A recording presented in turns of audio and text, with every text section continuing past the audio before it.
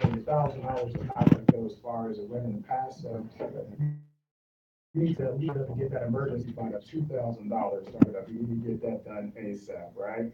And that includes cutting out things like impulse purchases.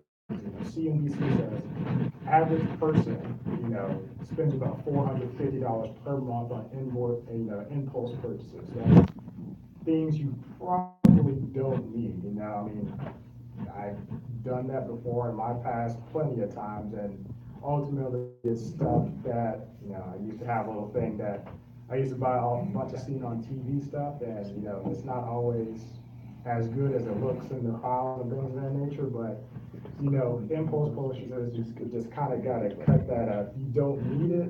Like I mentioned, subscriptions that I had, whatever, I wasn't looking at it, I didn't need it, cut it off. If you don't need it, just bottom line cut off. You need to minimize and get to a point where first, you can get that $2,000, right? Build it up, save it up, and that also includes, hey, maybe I need to sell some stuff. There's plenty of applications on your phone that you can download that can help you sell excess stuff. Probably a lot of those impulse purchases I know that I did. Help me sell that stuff so I can accumulate quickly that emergency fund that I would need, right? And so once you go through, you have everything written down, all your expenses, you start to go through thing by thing, line by line, and kind of, cut out, the things that you don't need, kind of, get down to your essentials. It's kind of, now it's time to kind of flip it and go to, all right, now I know what my essentials are. Let me look at my current things like, my utilities, my bills, things of that nature. And so you kind of, I want to go into penny pincher mode a little bit, right? And so what I mean by that is, hey, you have cell phones, you have internet, you have, your power, your utility, all that stuff. Don't be afraid to negotiate, right? I mean, for me, if I can go and, save money or argue with some type of, utility company, Jackson Energy, say, hey, look, you're overcharging me, what can we do to cut down money, save my bill? Otherwise, I'm gonna go to somebody else, because there's tons of different power providers. There's tons of different, phone companies out there. So what's the worst they can say? The worst they can say is, hey, we're not gonna lower your bill.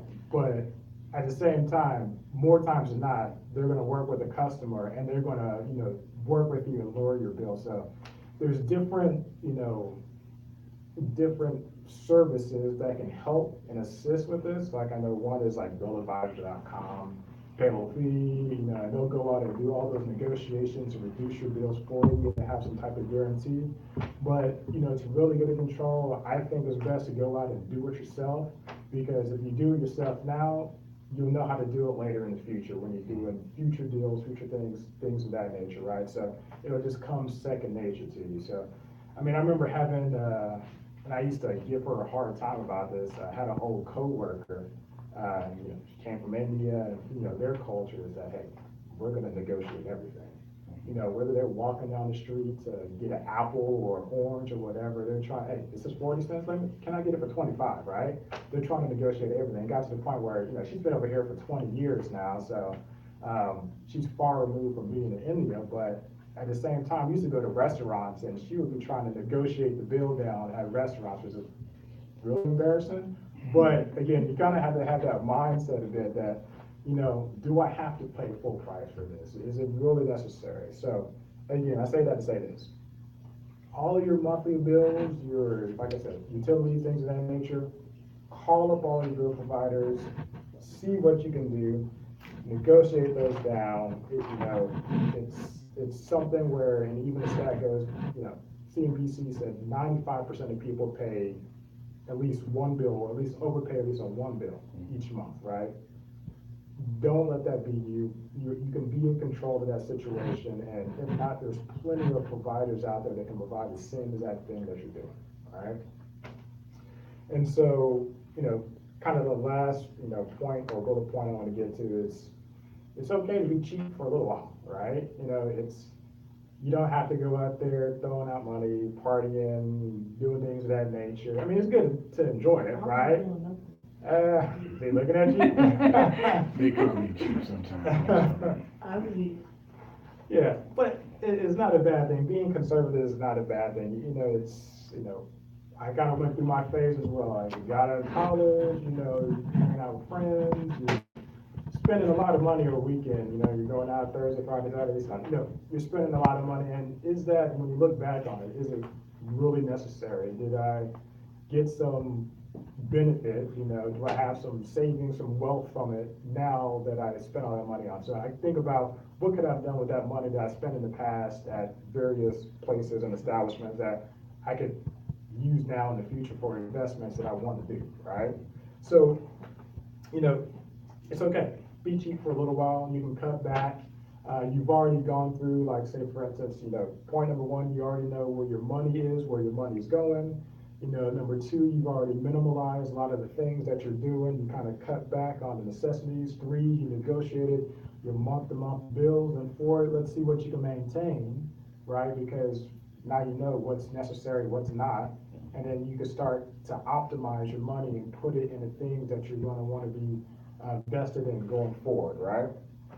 So, with that being said, trying to give you a little bit of structure, and this is, ultimately after you've, done your 2K challenge, you hit your goal, you got your emergency funds in there, so no such little pop-up situations really gonna throw you awry.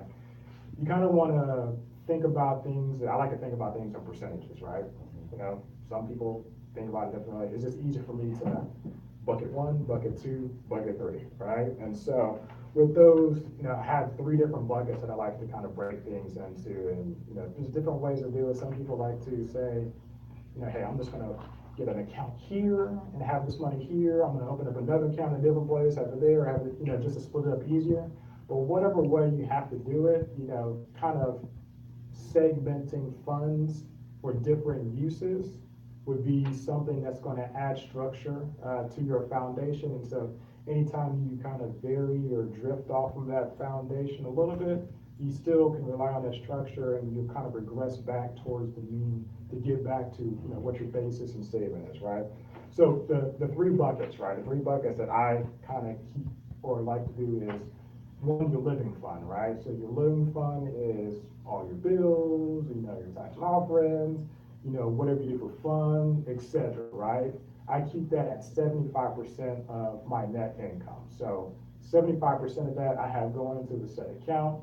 That's what I'm using for all my daily. It is a liquid fund. That's your monthly, that's your checking, yada, yada. That is what you're using for your day-to-day life, right?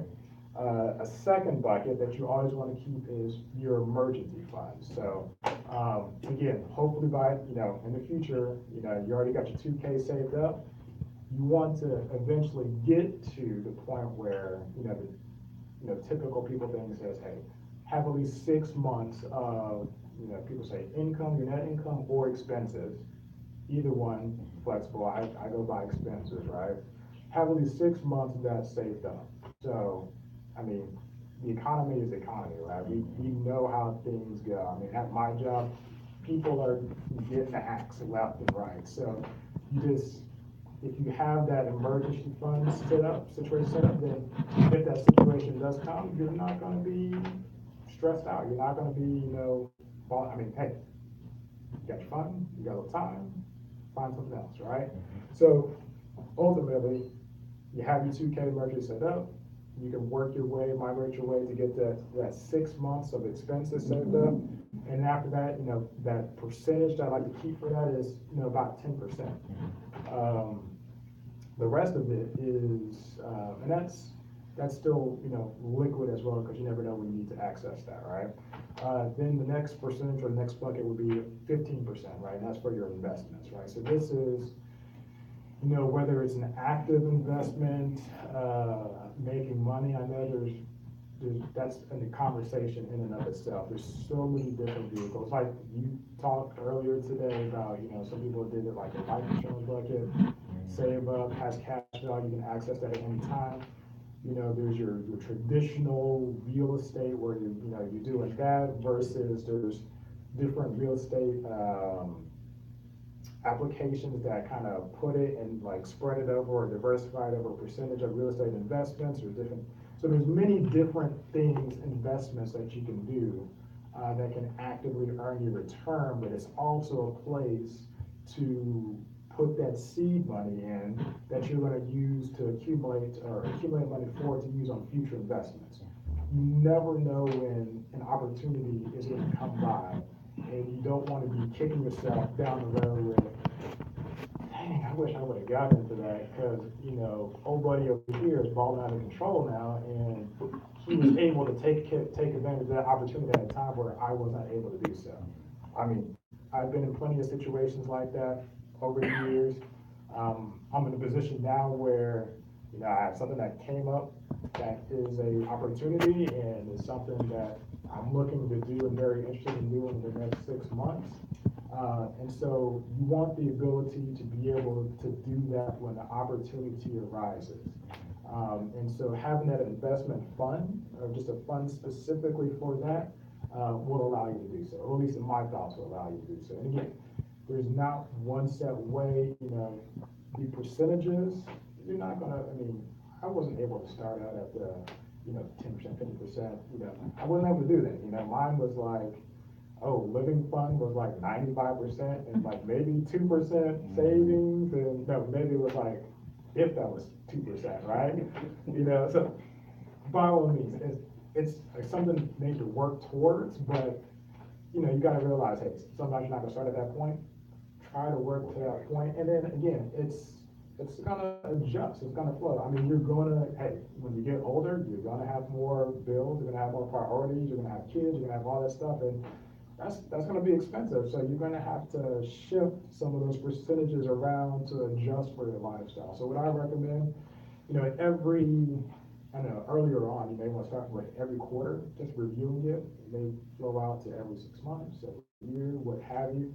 Just depends on whatever's coming up in your life. But, continually review it, because, you've already gone through the steps, you've got your foundation, you have your basis with what to work with, what to go by. And based on that, you can just do tweaks, changes here, there, and then you can kind of see what percentage works for you at that particular point in life that you're in. So it's meant to be flexible. There's, like I said, many ways to skin a cat, many things, many avenues you can take to ultimately get into what you perceive as a wealthy spot in life. But it is kind of up to you, right? At the end of the day, it's up to you and what you want to go by. But again, many ways to get to that actual level. With your future endeavors, are you aggressive, or are you a little bit, still a little bit more moderate or conservative with that approach? Because you work hard to build up that pot. So if a good thing comes along, how long do you take to really act upon it? Or is it just like, I got $10,000, let's go. So I think you kind of have to, one, you have to kind of consider where you are in life, and in your, if you're closer to retirement, then you may want to be more risk adverse. If you're starting off, you're, on the 35, whatever, you can be more aggressive. So to kind of go back to the example you gave, for the particular one I'm looking at, it's, I kind of came up about 4 months ago, and it's really probably not going to really go off until January of this next year. And so I would say it's very aggressive from my approach. Now, it's, for me, it's very aggressive. For other people, it may just be nickel, okay. Would you say you're okay with aggressive, really more so because of where you are age-wise, because you still have some time to, like, Correct. So, everything that you invest in is not going to be foolproof, right? Some people say, oh, I'm going to put it here, I'm going to get a little 10% return year. It's not going to sometimes you can go flat. It just can go up on. I've had that happen before on a smaller thing that I was investing in. It just happens, right? More aggressive because I know I have time to reaccumulate, the potential losses that I could have, right? Potential gains, I can see what the potential gains are, because my mindset is, I'm not just trying to accumulate wealth for myself or my immediate family, right? This is, I'm trying to accumulate for brothers, cousins, all that stuff, right? That's the mindset I have going about it, and it's not just for me or my, immediate family, right? So, and if I think it's something, if I'm very aggressive now, and I think this is something that can lead to that wealth for not just myself, but other family members as well, then I think it's a risk worth taking. But in the scheme of things, hey, I have time. I like to think myself as kind of a smart person. I've had a lot of people tell me otherwise. But I think the aggressiveness, because I think I know I have the ability and the mindset, and I do have my foundation where I can still have my buckets going, right? I'm not taking away from other buckets that I have set up for investment or living or The what lights have are you. still on, the water's still on. I'm not gonna dip into my living fund for that, right? I have to have it set aside, and it's specifically for that purpose. Cool. And with that, Questions, comments? See if the internet has any.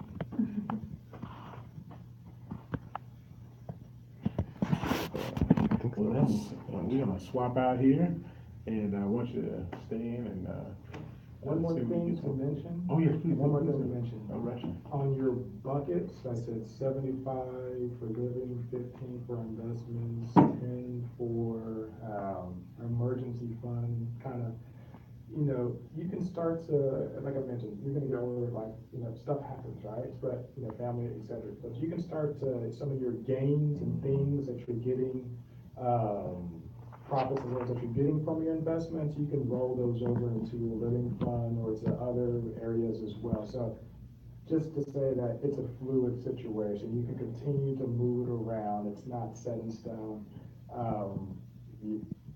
Everything is flexible, right? But as long as you have that base, you'll be good to go. All right. Well, sit back, you should create Vegas fans. Yeah, no, right. Excellent job, excellent job. Thank you.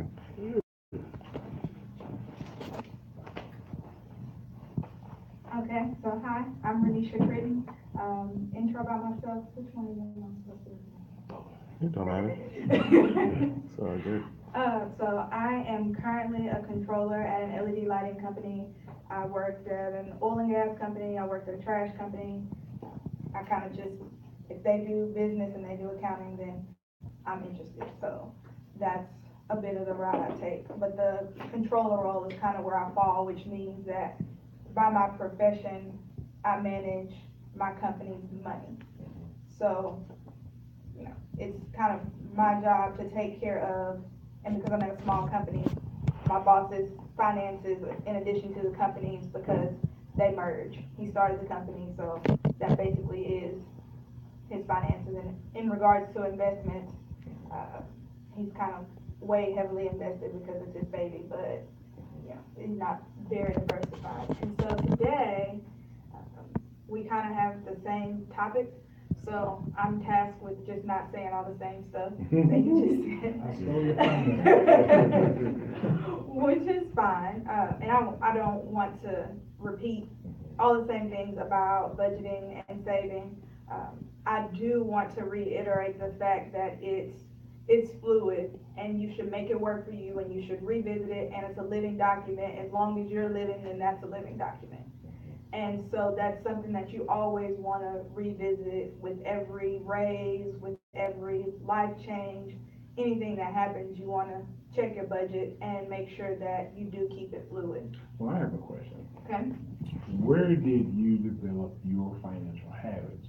Was this book driven? Was it mom and dad, grandpa, grandma? Was it training at the job? Where'd you get your financial habits? A combination of all of those things. And so that's a big part of why I would say I'm here, because Pastor Johnny will tell you, when he contacted me about doing this, and he said, well, the millennials need help. I'm like, no, everybody needs help. We're not gonna single out millennials. Right? Right, so, because that was the exact conversation, right? It was, well, millennials are doing X, Y, and Z, and I'm like, no, look at the statistics. America is doing X, Y, and Z, and within this subset of America, Blacks and Hispanics are way on the bottom of the spectrum. And so if we're going to address those things, then we have to say, okay, as a community, where is it different? Why are Blacks, and I know we joke about it all the time, but why do they have bad credit and no money?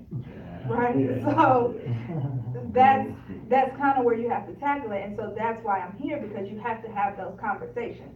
These aren't conversations that were had when I was a kid. When I went to college and people talked about money regularly and spoke about these things, and I sit in the circles, I learned a lot, I absorbed a lot, but I also realized, why isn't this something that happens in my household?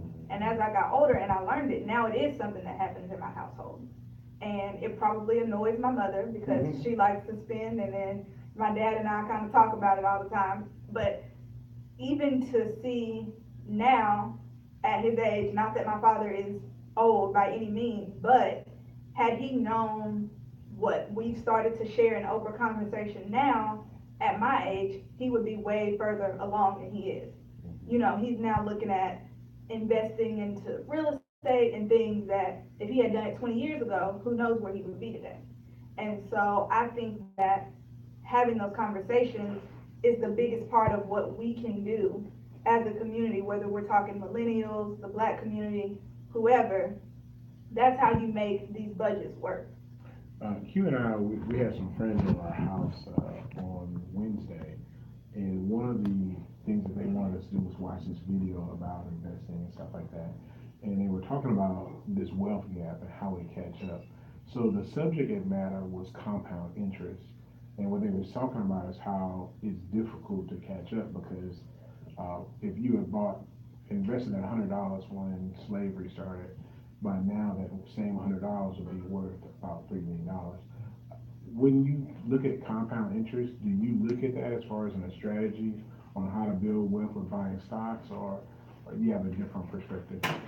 You can't argue with compound interest, right? And so I don't look at it in the sense of trying to catch up with other people. I tend to look at where I want to be, and then I may use people in similar areas as benchmarks to see if I'm hitting those things. But more than anything, I judge where I'm going against where I've been and what I set as my goals. So that's kind of first. I don't want to use compound interest to catch up with whoever this figure may be that's doing so well that I've never met in my life, but I always hear about. Right, I don't need to catch up with the man. However, as far as compound interest goes, that would be why he talked about the $2,000 that you put in an emergency fund. So I kind of want that to be, if I need to get my hands on it right this second, then that's what's in a savings account. And then I'll go to a Roth IRA, which anybody can do as long as you're making, I think the 2018 limits is like 135,000 single and 199 as a couple. And so that way your interest doesn't get taxed. You can put your money into that vehicle, it's post-tax, so you already pay tax on it, and then none of the interest on it gets taxed. So but it takes a little bit longer for you to get that if you need to. But if you pull out just the part that you invested, should something happen, you pull out just the part that you invested, you don't get taxed on it. You can't pull out the interest, but that's okay, because you just put a whole nother savings in there for your retirement. So it's a retirement vehicle that you can kind of double as an emergency fund, but not like immediate emergency. So you still need the savings account for, hey, this came up today, I need to get my money. But if you use a Roth IRA, then that's something that you can build money in and get a way better return, take advantage of the compounding interest.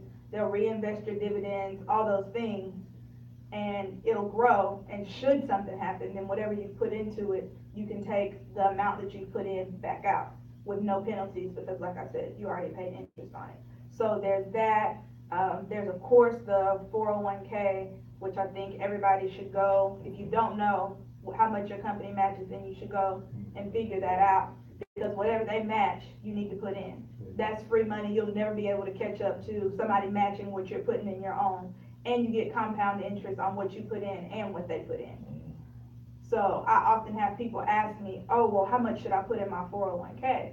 And so my answer to that is the way I stack it, and everybody's different. I look at how much they will match. So if they match 3%, then hey, I got 3%. And then what I want to invest outside of that is when I roll over to the Roth IRA. But you should always go and see how much your employer matches. Now, if you can't initially afford, your living expenses are taking 100% or 95%, whatever the case may be, and you can't initially afford to do that, then you stair step it. So right now, my living expenses are taking 95%. At the end of this quarter, I want them to be at 90. The end of the next quarter, then I can get to 85. However that looks for you. It requires a lot of discipline, which is probably why the millennials get a bad rap, because of, hey, our short-term spending and long-term goals don't always match up. Because I read about it the other day, and millennials, as far as planning it, are way further ahead than generations before them when it comes to being able to make a plan for their money. And that's the communication aspect. Millennials are very much so sharing, open, information is accessible everywhere. Double-edged sword, because sometimes it's bad information. But when it comes to planning, they're way ahead of what generations before them would have been. So quick question. So when did you feel comfortable having those conversations with your parents about finances, and not only just, okay, your personal finances, but their finances as well, to open up and have broader discussions? When do you feel comfortable in doing that? So anybody that knows me will tell you that my family and I are quite close. So probably almost immediately, I took out a student loan freshman year.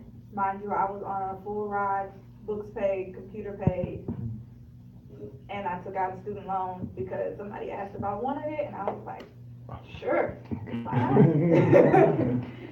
not? So, but after that, then it was probably around when I graduated when I saw how much I owed, because it collects interest that whole time you're in school. And so when I look, I'm like, wait a minute, that's not how much money I took out.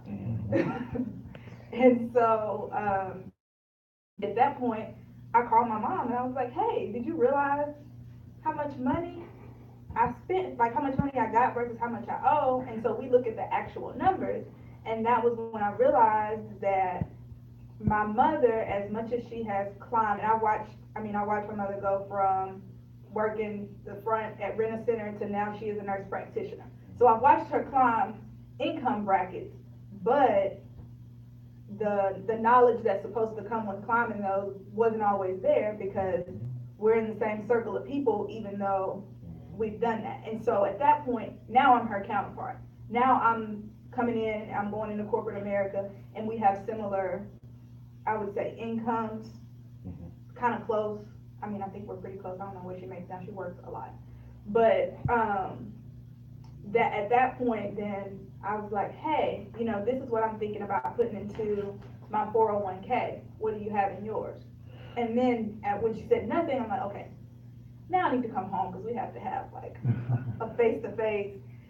So she was a lot more, to me, there's a couple of mentalities when it comes to people's money. And so hers, which I inherited a little bit of, and I still struggle and go back and forth with it now, is if I work hard, I should get something. Like, I should get me something. I should get what I want, because I work for this money and it's mine. And so my dad is a lot less so that way. So if I tell him, your money is going to do well if you put it here, he's like, okay, I don't need that stuff anyway. Minimalist. And so I think it depends on their personalities. My brothers listen to whatever I say, so that was easy. Yeah, we had a situation in our family where my wife's mother was getting ready to refinance her house, and we literally sat down at the table. Now, she was raised by her grandmother, and so we literally sat down talk about things, the most important thing about those conversations is respect. It's one thing to have wisdom, but it's another thing to share it in a disrespectful manner.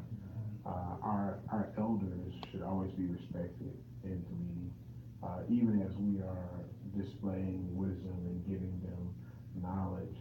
It has to be shared in such a way that it edifies them. And when we were talking at the table, of course, completely heard out her plan. And then based upon what she said, then we were able to share some of our concerns as the next generation. Say, hey, if you, our situation was she was gonna refinance and she was gonna lose the mortgage accelerator. So she had a death clause, so they would pay off the house if she died. But if she refinanced, they were gonna take that away. So what we had to do as the next generation is to say, hey, we're with you if you refinance this house, but we don't wanna lose your property or lose your house because we can't afford to pay this off. So what is the plan to do this? So now we're offering some suggestions. We can do this, we can do this, we can do this, we can do that. And so as long as you're having those type of conversations and being very respectful, then you can have very successful and fruitful conversations, you know. And then it's also, you have to understand, like you said, different personalities, where that person is, because some people, it doesn't matter how you approach them, they're not going to be open to it. And so you just have to not beat your head against the wall. Yeah, I completely agree. That's probably one of the biggest things is that my parents and everyone around me knows that I respect my parents and I love them to death. So there's no disrespect meant, and I acknowledge, like I said, I watched my mom go back and go through school, but I was first generation college graduate, so I acknowledge the fact that I can't look down on the people whose shoulders I'm standing on. So I guess a unique thing for Black millennials is there are a lot more people like me whose parents didn't have these conversations because they didn't know these things. They didn't know these things. And so now, you know, they got a seat at the table. And that was a lot of work, but they didn't know what was going on at the table. And so now, as I'm there and I learn it, then I take it back to the people that I feel like brought me there. And I think if you approach it in that way, then they're receptive because there's nothing demeaning about it. And really, I talk about it in a sense of generational wealth. If she can do, because I have younger siblings, so if my parents get in a better position, then they can help them, they can help themselves. I don't mind taking care of them, but I would much prefer if, you know, they take care of them. So I think those conversations are ones that have to be had, and because money is taboo sometimes in the community, then maybe it does start small. Maybe it starts with you and one parent, and then you and two parents, and then you bring in a sibling. But in order to stick to, I've found anyway, to stick to the goals that you make, to stick to the monetary plans that you make, having the conversations is important. The people around you, the same as if you had a weight loss goal, the people around you knowing your goals and holding you accountable to them makes a big difference, no matter what that goal is. And so you can't be open with all these other goals, and then you see that you hit them, and then you have these special goals that people close to you in these immediate circles you don't have these discussions with. Yeah, I think my background is kind of similar to yours, where I've had conversations with my parents, my mom, very early on, and I guess kind of like a word of advice to folks, it's never too early to start having those conversations. I mean, having conversations about finances, credit, life insurance, all that stuff. Start having those conversations as soon as possible.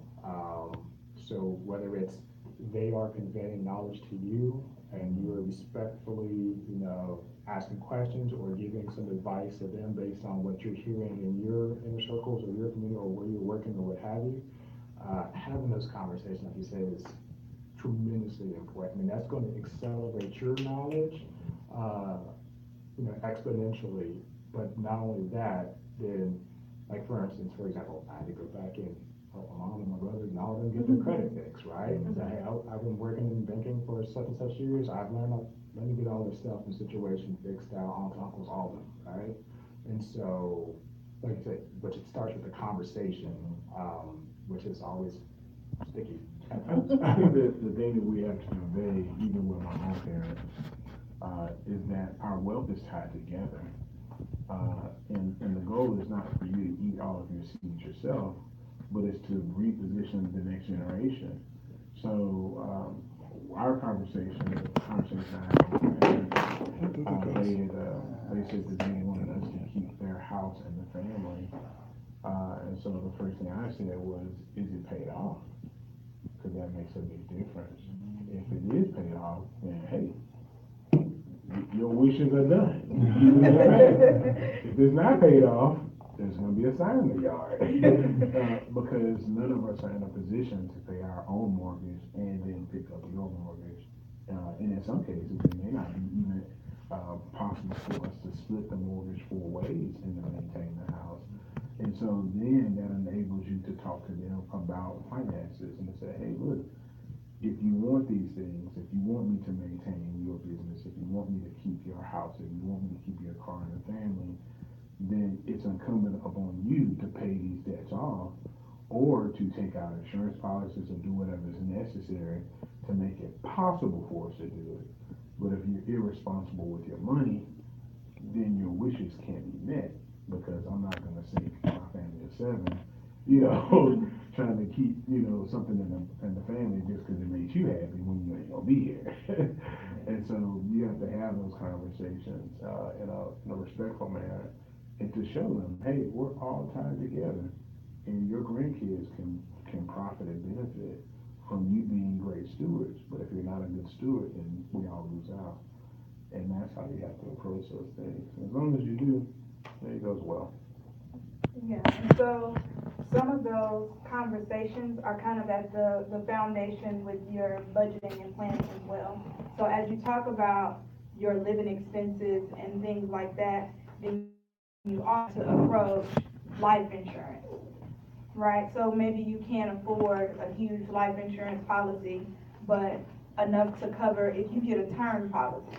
I bought a property or 2. And so my concern at the moment was to go out and get a term policy that if something were to happen to me, then those mortgages will be paid off. So the policy is for the same term as the mortgage, is actually longer because it was just as cheap.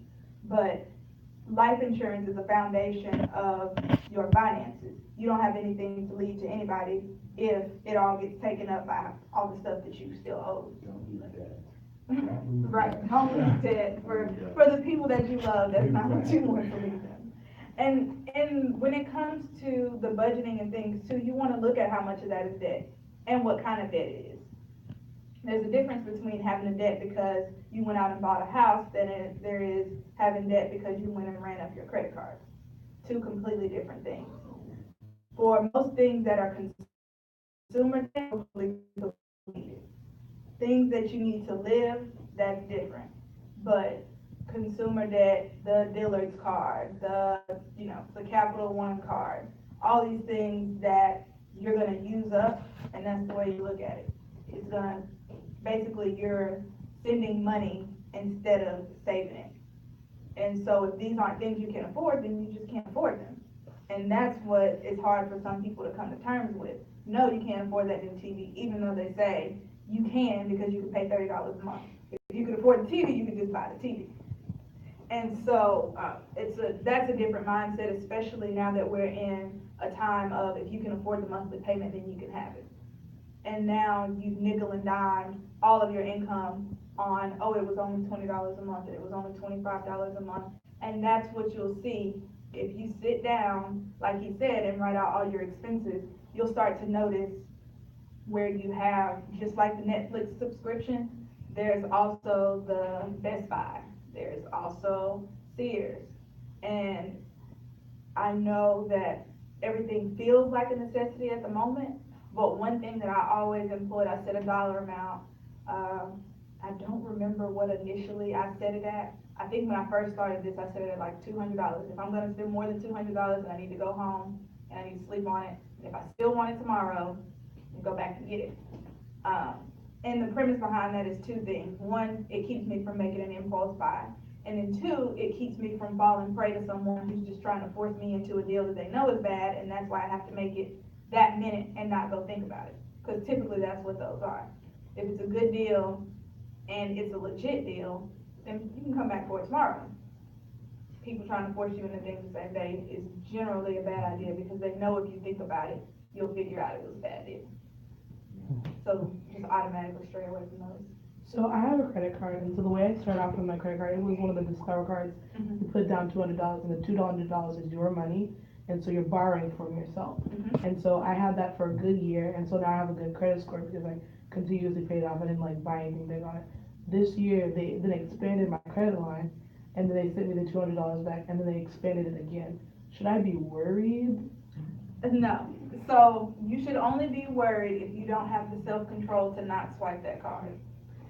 So, and I have this conversation with people all the time, the cut up your credit cards conversation. If you can't hold them without swiping them, then by all means, cut them up.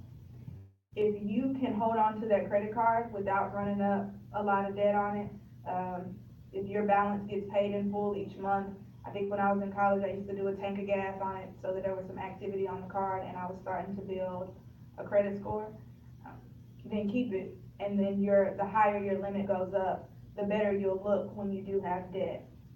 Your debt usage is gonna show in your credit score. So if you use $100, then that looks better on a $1,000 credit card than it does if your credit card was only $500. And that's a percentage, and they'll look at it as a big part of your credit score.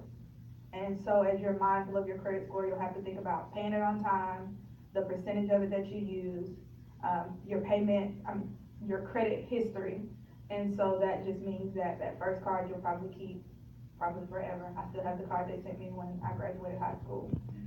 Hold on to it as long as you can. Hold on to it without running up debt on it, then you're fine. So then my next question is, I'm getting an apartment off campus this semester. So how would that, does that affect my credit? How would it affect my credit? It's complicated. So I have several roommates and we're all signing the lease. Mhm. If they don't pay something, or if they miss something, does that affect me? Are we all like not tagged at work? So it depends on whose name it's in. Generally, on an apartment, they don't report that you pay on time every month. Utilities generally don't report, cell phone companies generally don't report. Whenever you don't pay them, then they turn it over to collection, and then it's on your credit report. They generally don't give you anything positive. If each of you are signing a separate lease, because I did that one year, I had a roommate, but our leases were completely separate, and I was responsible for the part on my lease, and she was responsible for the part on hers, then that only affects you. If the four of you are signing a combined lease, like it's the four of us, all four of us are responsible, they don't care who pays the money or how it gets paid, as long as amongst you it comes up, then if somebody doesn't pay their stuff, that falls on you. All the utilities, whoever's name it's in. So if your name is on the light bill and it doesn't get paid, then it's on you. If your name's on nothing, then you just left up, I guess. Oh, let me check really quick to see if we have any questions from the internet.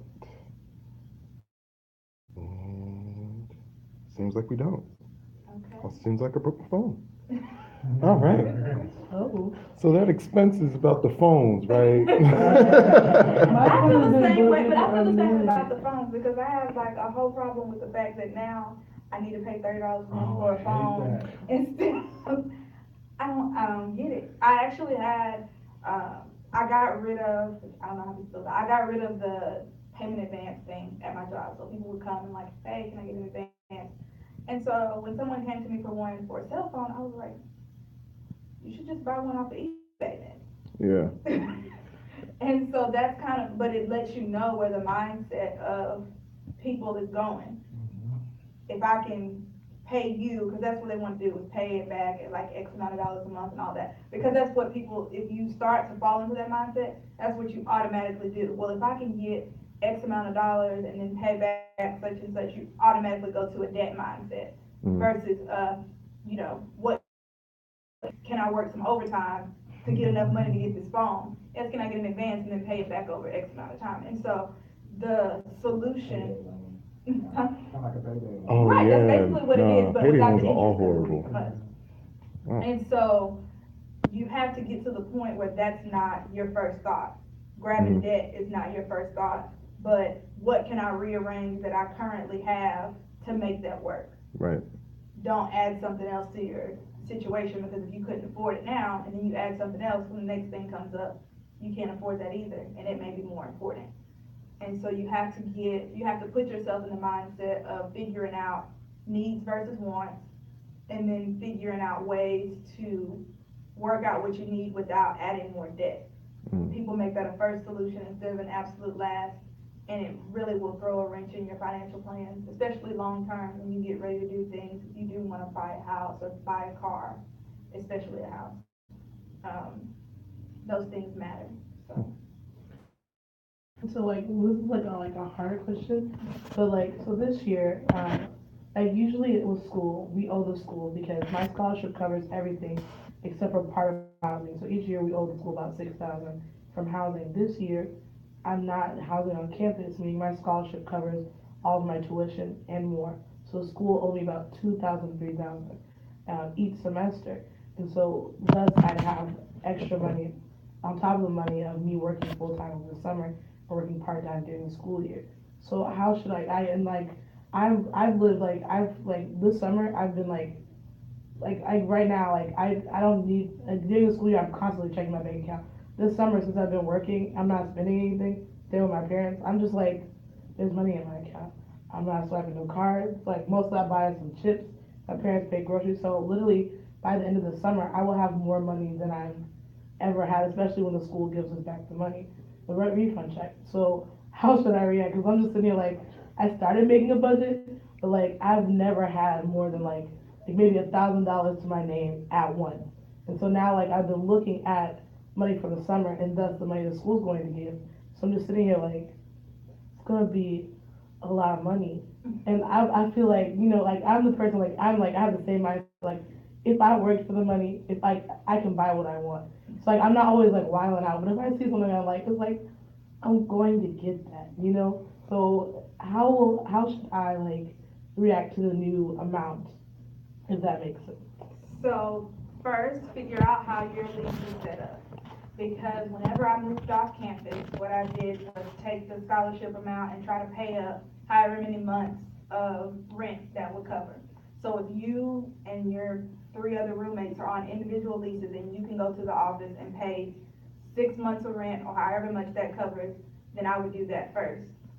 If not, I'm one of those people that does 2 separate bank accounts.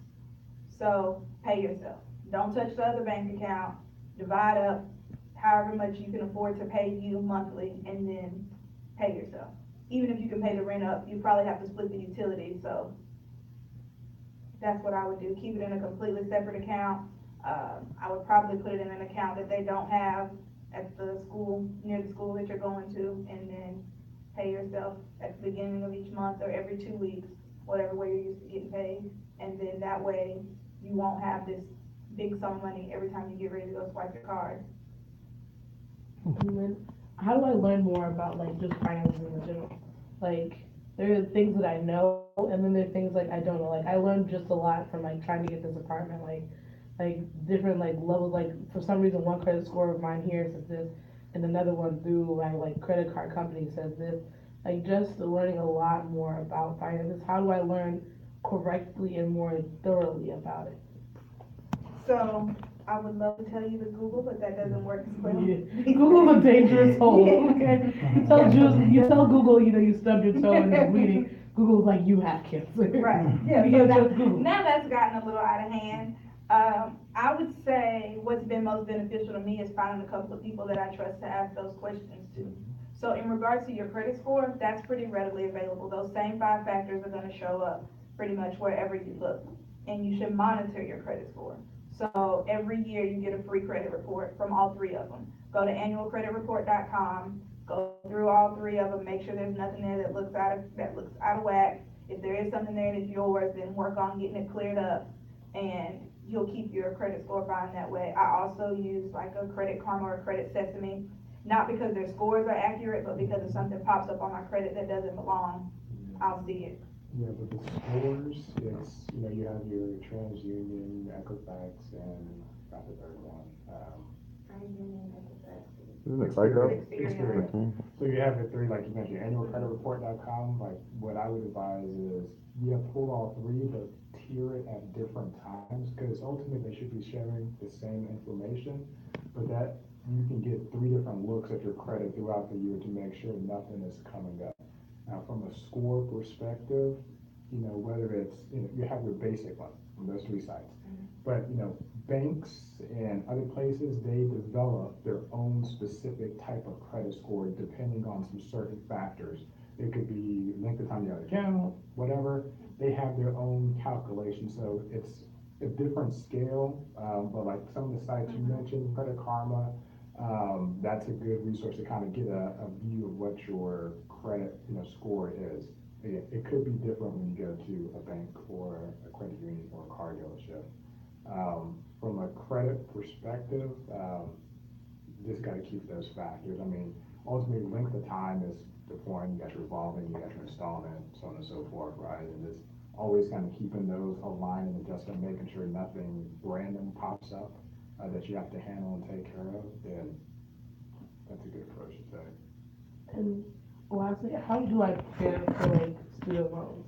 So I do have a student loan freshman and sophomore year. There's a way you And- can prepare for student Like, you loans. gotta. No, yeah, they just hand you the paper and that's it. Well, generally, you do have 6 months with most all of them after your graduation date.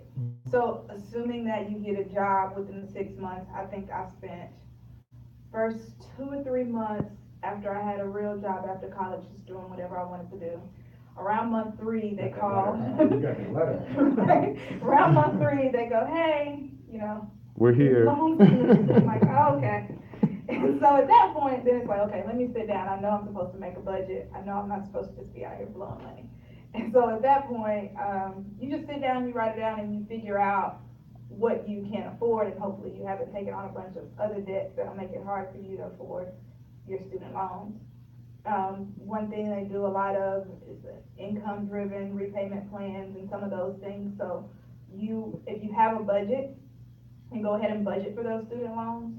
And then when they come, if you absolutely cannot fit them into your budget and you have good reason, say you come out and you're doing nonprofit work and you don't make any money or whatever. Not that all nonprofit work doesn't make money, but a lot of it. My heart. So at that point, you have the discussion with them, but the biggest thing about it is to be proactive. My college was a little more proactive, so they warned me a little before somebody was like, hey, you owe us this money. However, it's not anybody's responsibility to let you know that they're coming due. Sometimes you have to go and check into it yourself. So to be prepared and really have a budget ahead of the student loan hitting you will help. And then how can I tell if there's interest on it? So I think most of not all of my loans are federal. So how can I tell the interest on them? There's still interest. I know, but how do depending on you the- tell how do you tell what the interest is? So who Do you have a issued login? it? Yeah, who Yeah. issued it? It's a federal loan. Our school is not very helpful. My school is just kind of like, it's a federal loan that you took out when you saw the FAFSA thing. Good luck. Like, that's what my school is. They're not helpful at all. So I know the amount, but at the same point, I know what type of loan it is. But that's like it. And they gave us a login to like some account. Like, our school was not helpful at all. They give us, like, when you accept like the awards, they send you an email saying the award. They make you create a login, and then like that's So you basically can it. see it through your school site, but they're not Yeah. telling you to go to like a Sally Mae or an Adyen or something like that. You could Yeah. Yeah. pull your credit score. Pull your credit report, and it's on whoever lent it to you. It's on. They did not miss. Put it on your credit report. And when you log in, you can see what your Yeah. rates are gonna be.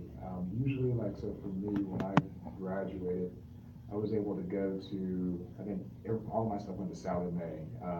And then I was able go through and you can select your term and your whatever, and it kind of tells you, hey, this is what your payment's gonna be, et cetera, et cetera. That happened at the end of it, but definitely check your credit is gonna be on there. And then once you see who that supplier, that provider is, just call them. I would just call them, or try to figure out, hey, I got a bunch of loans through you, what's my rates, and, how is the interest accumulating for this specific loan? And also, so then my friend, like, I've been thinking about, one of my friends, Felipe, he's paying off his interest while in school. And so I wanted to, like, if I had them, like, was able to, with the money that the school owes me, would I be able to use that to help pay off the interest? Or can I not do that? Yes, you do. And you probably should do it, because what'll happen is, if you took out a $10,000 loan and accumulated $2,000 loan, there's no prepayment penalty on those. And I would seriously refinance your student Yeah. loan. Because they're gonna come out around 6% Yeah, or more. average. Like, And I had, my rates were I had a bunch of different rates. Yeah, and mine so were they all went over. all over the place, so, there's different places to do it. I did mine at a credit union that refinanced it. And so they just, everything into one, and my rate was actually lower than what the other rates were, so definitely refinance it afterwards. I landed with one that had a pretty low interest rate, so I refinanced the other ones.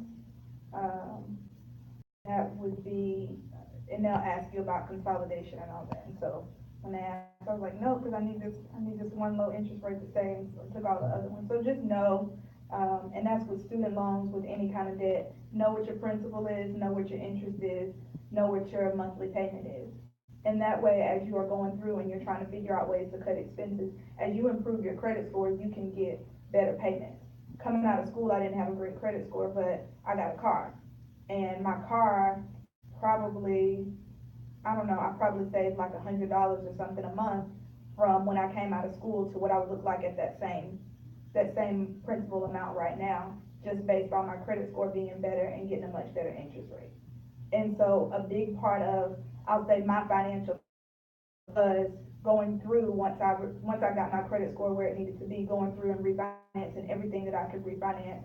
And it'll bring so much more to your monthly income if you do that. There's also the people that have credit card debt, there's doing a balance transfer to a 0% for however many months, if you have the discipline to pay it off in the 18 to 24 months. There's a lot of things like that you can do that'll help you get from under the debt easier, and will also free up your monthly, some monthly income for you to get closer to those percentages. It may just be a matter of refinancing a car and a student loan, and then you're at the 75% that he was talking about earlier. I could add to that, what I've seen as far as rates, you can go to bankrate.com and it will have just rates of credit cards, installment, mortgage, everything, savings, CDs, so you can kind of get a general view of rates. But what I've seen is that credit unions, whether it's savings, where you're earning interest, or if you're paying loans, they typically have better rates there, opposed to your Wells or your Bank of America, what have you. And like you mentioned, they do have balance transfer promotions for credit cards, but one of the kind of the bigger things is that you don't have to pay balance transfer fees on that, right? You don't have to do that. You still get the low interest rate, but your rate after your promotional period is up, and after, is lower than, your 10 or whatever percentage, 20% or whatever, sorry, that you're gonna pay, cause they got credit cards now that, hey, I remember I did a promotion, it was like 2.99 for 6 months, zero balance transfer, but after that 6 months, it went to 5% on a credit card. So, just kind of be open to looking at different things and solutions, and it's like I said, there's not one specific route, one way to do something. You just kind of have to fill it out what's best for your situation. But definitely, I will look from a rate perspective, look into credit unions. Yeah, and anybody that's in a relationship with. So the loan that I got in college, because I didn't need a loan, it had to be a private loan, that first one. It was through Chase, and I guess I didn't realize it was through Chase. So when I moved to Houston and got ready to open a bank account, and Chase was like, oh, you have this long-standing relationship with us, because I've been paying them student loans. Unbeknownst to me, I just was making payments. And so they gave me a credit card with, I don't remember, $5,000 limit, 0% interest, and then I've been making payments to them for so long, and so they saw my history. They gave me a car they refinanced my car. That's who refinanced my car at a 1.9 or something like that. And so if you've developed a relationship with any particular organization, then they're a good resource to look at as well.